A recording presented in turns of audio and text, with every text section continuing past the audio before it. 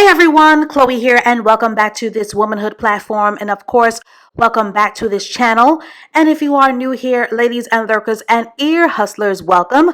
So listen, we're just going to dive right into this Negro nonsense from a feminine perspective, and of course, I'm going to share my thoughts about this Carlee Smollett alleged lie-telling tall tale that simply cannot be ignored because this Jussie Smollett walked so that Captain Carlee could fly story is inescapable and has pretty much been on everyone's joke radar. And there were so many reactions and responses to this tomfoolery as this story continues to wildly unfold. Now, as for my opinion, there are so many moving parts to this story, and there is obviously more that will be revealed in time because at this point, the public is absolutely invested in hearing Carlee Russell's reasoning, her explanation, and of course, her side of the story. But on a serious note, for anyone who feels that they know the exact reasons as to why this woman did what she did, please keep in mind that speculation does not equal facts. What we do know as of now is that Carlee called 911 about seeing some white toddler on the highway, and then all of a sudden she leaves her wig and her personal belongings behind in her car and she goes missing. And then somewhere in this story, she goes and buys Cheez-Its, and then her parents report her missing to the police. And the next thing you know, her story becomes viral for the echoes and the chants of Believe Black Women, because nobody cares about Black women when they are missing. And then there were even comparisons to the frenetic search of the 5 members of the submersible, who also received an inordinate amount of media coverage and attention, and even the likes of activists Tamika Mallory and Beyonce's mother Tina Knowles added the influences of their platforms to highlight the tens of thousands of Black women and children who go missing every year, including that of Miss Pajari Jai-Fraze, who sadly was 9 months pregnant when she went missing since being reported, and this woman to this day has still not been found. And this is just one missing Black woman's case out of tens of thousands that stay under the radar. So no, Black women are not overreacting, and Black women do not deserve to be mocked on this issue because typically there is very little mainstream media attention to when we do go missing. And I don't really think that the public will ever truly understand how painful it is when your loved one vanishes, because there are people right now who have to live with the absolute nightmare of not having closure, or even the pain of not even finding a body, which just piles on to the torment and a lifetime of not having the sweetness of peace. So yes, the fight for visibility and attention for Black women and girls can be very poor when it comes to receiving justice. But with that being said, July is Julying, and the public has absolutely been polarized by this Carlee story. And no matter what side of the right or wrong fence that you fall on, this just seems to be an all-around sad story of a highly misguided individual whose actions resulted in a huge amount of embarrassment and disappointment.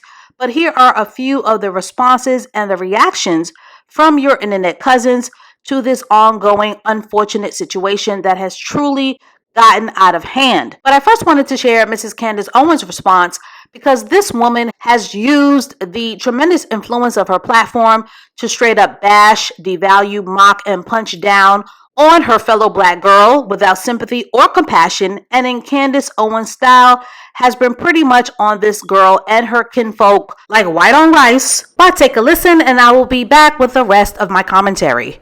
A lot of people were like, oh, we need to believe Black women. Like, this story is worse than Jussie Smollett. Jussie Smollett hired 2 Nigerians to attack him in a polar vortex, fake attack him, throw some bleach on him. But at least, like, he hired someone to do this to him in an attempt to make it look real, even though he hired 2 big Black Nigerian men. But the reality of the situation is that Carlee Russell, Carlee Smollett, Carlee Jussie 2.0, the female Jussie Smollett, she did this. She snatched her own wig. She snatched her own wig. Okay. Now, here are some of the most honest reactions from your internet cousins, and points were made. Nike Nate wrote, she wasn't expecting it to get this much media attention. Whatever she was dealing with before is nothing compared to what she's about to face now. Another person wrote, Black people missing and not being cared about or searched for is already an issue. She done made it worse. Shaking my head. Taylor Made wrote, this clown. A whole community lifted her in prayer and went after mainstream media for coverage. And she does this? She could have just bashed the windows out of his car like regular folks. Simply Sherelle wrote, nah, the last white woman was sentenced when faking her abduction. Stop talking about race and trying to give her a pat on the back. Brianna XO wrote, over 60,000 Black women are missing nationwide. If one woman lying makes y'all not think that this is a real issue, seek help just like Carlee needs to. Another woman wrote, she would have gotten away with it if it wasn't for you meddling kids. And finally, Black people down 500 points behind this mess. Another person wrote, there's a difference between a mental breakdown and a lie. Carlee flat out lied. She doesn't need a mental evaluation. She needs deliverance, period. And finally, woo girl, just come out and say you made a mistake. It's getting ugly out here.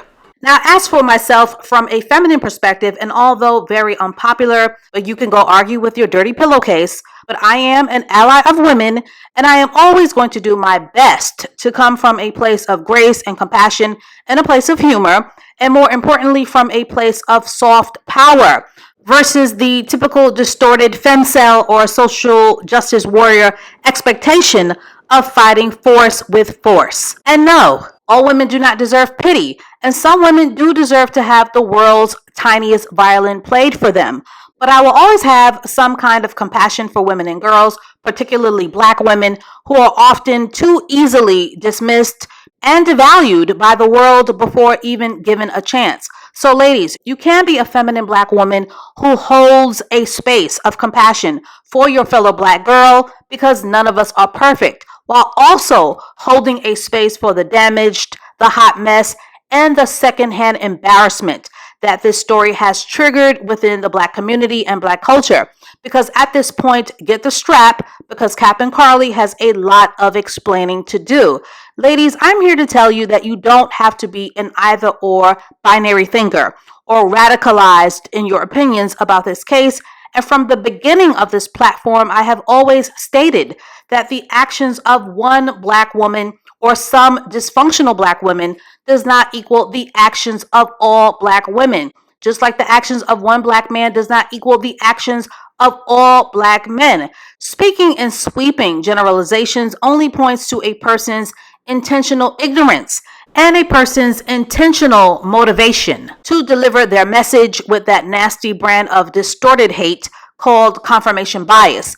Now, for those of you who don't know what confirmation bias is, this is a learning platform, and according to Wikipedia, and I am paraphrasing, confirmation bias is a kissing cousin of cherry picking the facts to fit a damaging narrative, and it is the intentional tendency to speak information and misinformation in a way that confirms what people already want to believe.